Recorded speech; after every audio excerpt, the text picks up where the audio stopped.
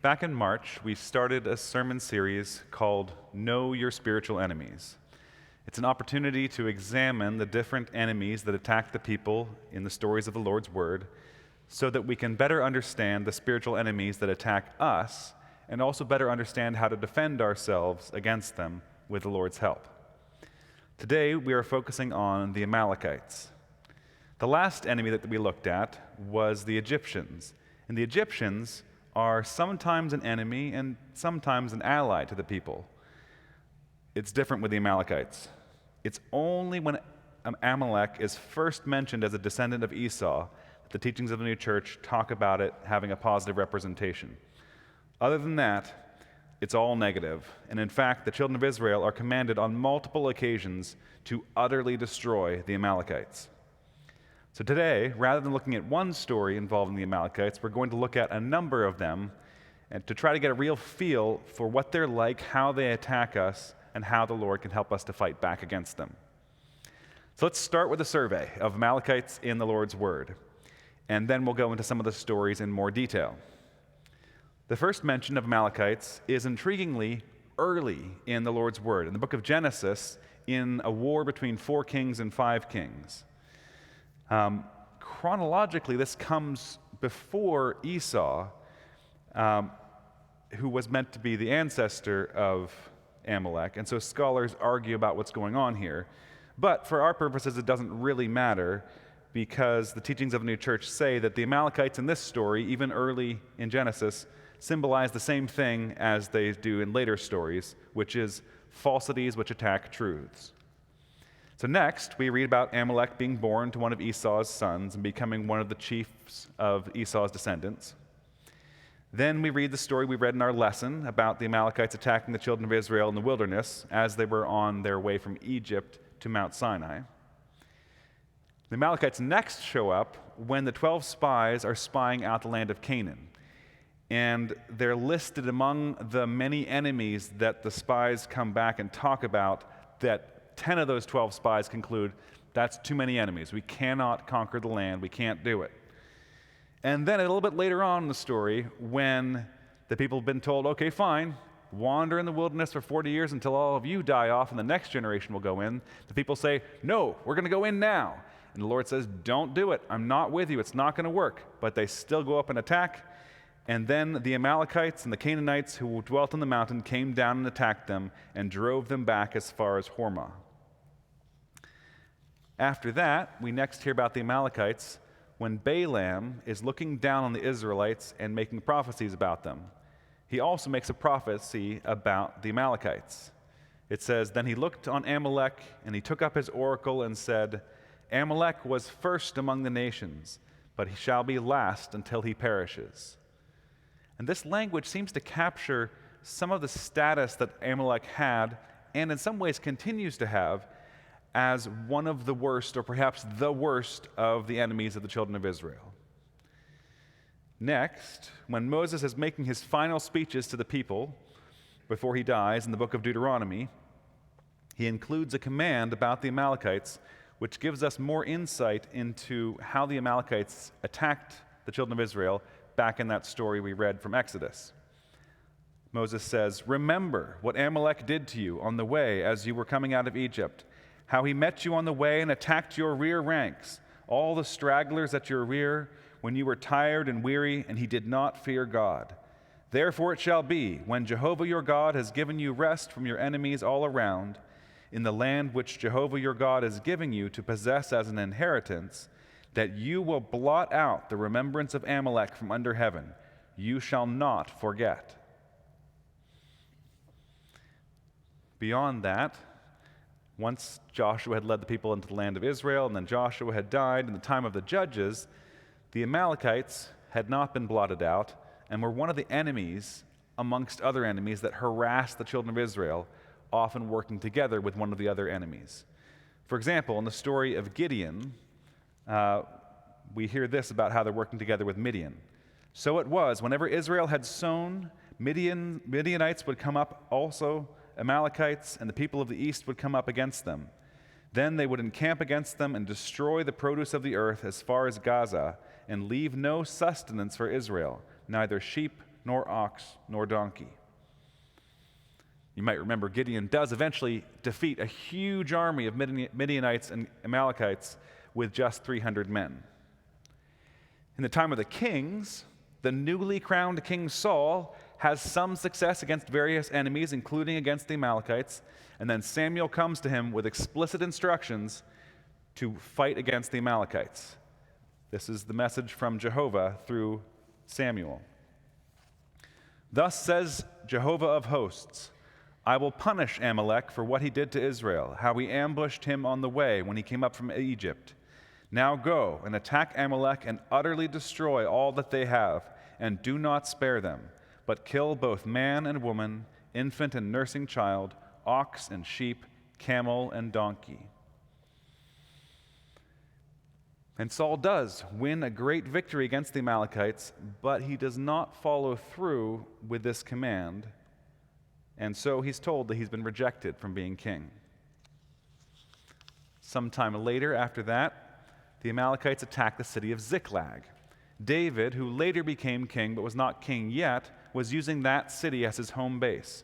That's where David's family were, and the families of all the men in his little army were in that city. And the Amalekites attack Ziklag while David and all his men are off fighting somewhere else. The Amalekites came, they burned the city, they stole all their animals and belongings, and took their wives, sons, and daughters as their captives and ran off with them. We'll talk a little bit more about that story a little bit later on. Shortly after that, another Amalekite comes to David at Ziklag, claiming to have been the one who finally killed King Saul, presumably assuming that David would reward him in some way and be grateful to him. But David executes that Amalekite for daring to kill the Lord's anointed. And then, in the book of Chronicles, which is not part of the canonical books of the New Church, but often includes accurate historical things, it says that in the time of King Hezekiah, 500 men of the sons of Simeon defeated the rest of the Amalekites who had escaped. And after that, the Amalekites are just mentioned one more time in the book of Psalms in a list of various enemies. Now, that defeat of the Amalekites is not actually referred to at all in the teachings of the New Church, so it's a little iffy. We don't know quite what to do with that. So there's a little summary of Amalekites in the Lord's Word. Now let's get into what they are like and what they do for us. So I said in the family talk this morning when I was talking to the kids, the Amalekites are sneaky, really nasty bad guys. They're nomadic. They're not in one place. They don't bring a big army and show up and be ready to fight like the Philistines do, for example. They wait for a sign of weakness. They're like hyenas or something instead of lions. And so, when the children of Israel were traveling to Mount Sinai and been struggling to get food and then struggling to find water, that's when the Amalekites attacked them. And they didn't attack them head on. They attacked the weak and the stragglers at the back of the group when they were faint from hunger and thirst.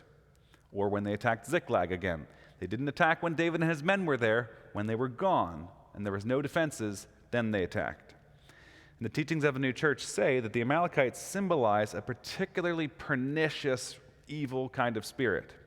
They say these spirits, quote, never attack a person openly or when the person can offer strong resistance, but when it is seen that the person is slipping and may therefore give in. At this point, the spirits represented by Amalek are suddenly at hand and give the person a shove so that he or she falls completely. They're nasty, nasty, opportunistic, manipulative spirits. And the teachings of the New Church explain in some detail, and it's useful to read these passages about how these evil spirits don't try to get us to do bad things directly, but instead use all kinds of tricks. And in fact, the teachings of the New Church say we would have no chance to resist the influence of these evil spirits. Without the Lord keeping us safe from them, they would destroy our consciences, pervert all our affections for good, and all without us even realizing. The phrase used for what the Amalekites represent is the falsity of interior evil. And that means false or harmful ideas that come from evil on the inside, but to all external appearances are just fine. They're good at pretending that they're good and kind and even loving, while actually they're trying their hardest on the inside to hurt people. They're the false prophets that the Lord was talking about, the ravenous wolves pretending to be sheep. In the story of King Saul failing to wipe out the Amalekites, we see a little bit of just how good the Amalekites are at pretending to be good. We read this from 1 Samuel.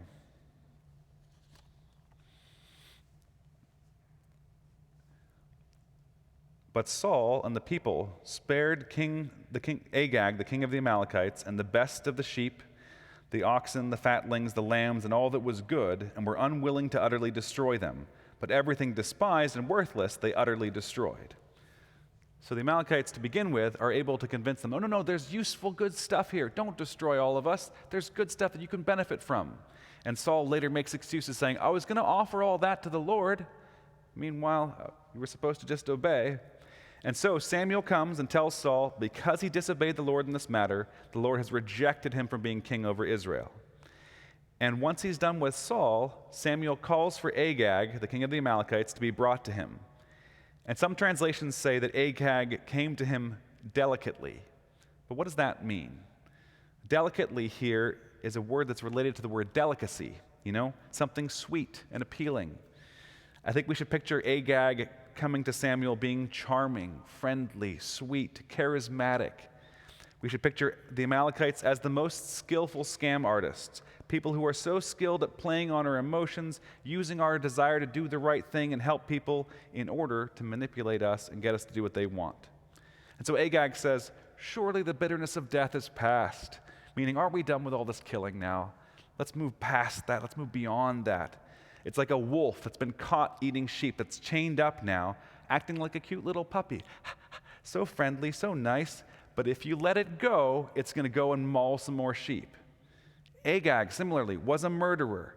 Maybe he could be all charming and friendly and handshaking and your biggest buddy, but he was still a murderer, and if you let him go, he's going to go murder more people. And Samuel saw right through Agag's fake friendliness, and so it says that he hacked him in pieces, as Saul should have done as soon as he had the opportunity. And this is what the children of Israel were told to do multiple times to all the Amalekites. They were so bad, they were supposed to wipe them out.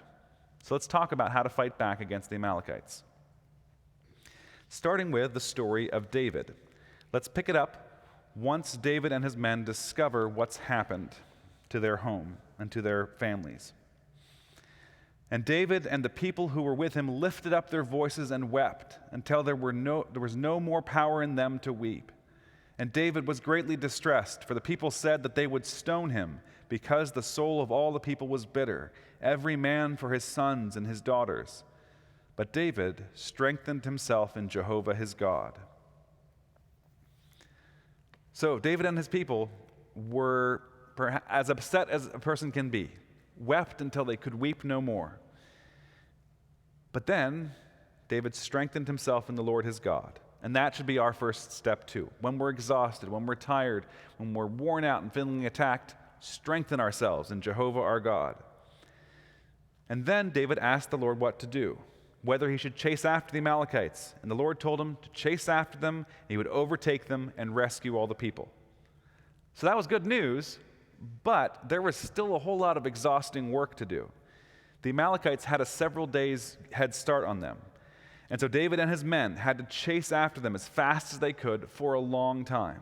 And they got to a river, the brook Bezor, and they had to cross it, and 200 of David's men were too tired. There were 600 of them altogether, and 200 of them could not make it across the river. So they had to exhaustedly just wait there.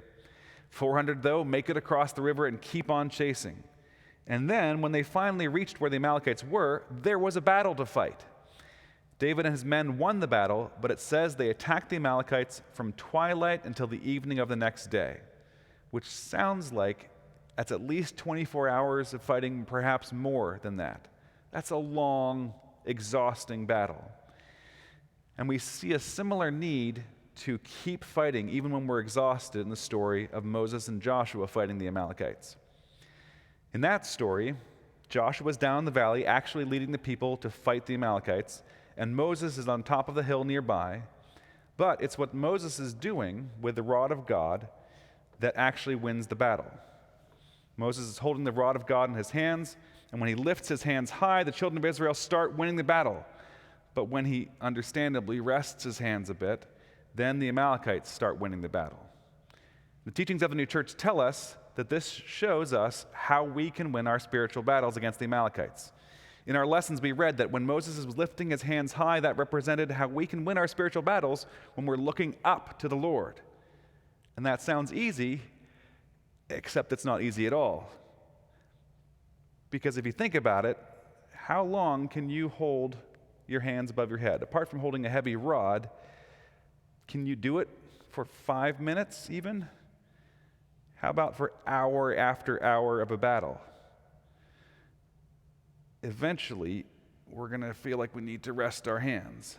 And as soon as that happens, we're going to start losing to the Amalekites. And that's why one lesson said, people of a spiritual church cannot be in a faith that continuously looks to the Lord. They are by turns in a faith which looks to themselves and to the world. And so, because it's too hard to keep holding the rod of God high for so long, are the people bound to lose to the Amalekites? No, because Moses can get help and support. Moses' brother, Aaron, comes up the hill as well to help. And so does a man named Hur. And Hur was the son of Caleb, one of the 12 spies who later believed that he could conquer the land. So Aaron on one side, Hur on the other, can support their arms, and they put a stone underneath Moses. So between the stone and Aaron and Hur, Moses' hands are faithful, it says, until evening and the setting of the sun, and then the battle is won by the children of Israel. And this is a good image of the role that we have to play in our temptations. We need to keep on trying to lift our hands high, keep trying to look to the Lord, and then He can win the battle for us. The evil spirits represented by the Amalekites represent spirits who are way beyond our puny ability to fight them.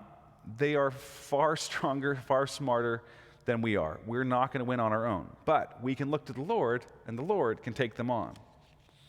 And there's lots of fun details about what Aaron means and what Hur means, and we could get into all of that. Read the Arcana Celestia or Secrets of Heaven. It's a good time, or we could talk about it more afterward. But to try to wrap this up, with one final thought. In just a few days, we'll be celebrating the 4th of July, a day when we mark the anniversary of the brave step that the Founding Fathers took to declare independence from a power that was controlling and mistreating the people who lived here. In that declaration, we can see them looking to the Lord for their strength.